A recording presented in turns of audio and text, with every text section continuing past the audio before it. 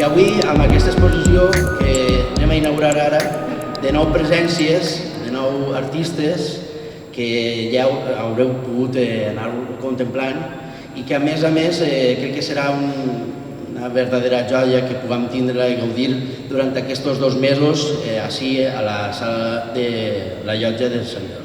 Sabem que les dones en la cultura són invisibles i que aquesta invisibilitat és al mateix temps un problema invisible. I direu, que exageració. No. Partint d'un imaginari històric, vosaltres ho vegem, hem vist les obres d'història de l'art en les que s'ha ignorat, i ara també està agreujat per un tractament informatiu que també és discriminatori. I anirem i continuarem en marxa el nostre viatge cap a la nostra Ítaca. Moltes gràcies per estar aquí. Que disfruteu molt de l'exposició.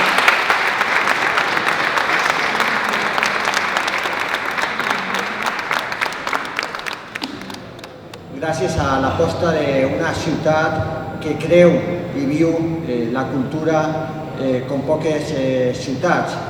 I aquesta aposta per la cultura passa també per aquest procés de transformació que comentava Carmen, perquè la cultura, encara que és un espai de llibertat, no ha sigut aliena a una societat injusta i desigual que ha tractat al llarg de la història de forma diferent als artistes en funció de la seva condició, de si eren homes o si eren dones.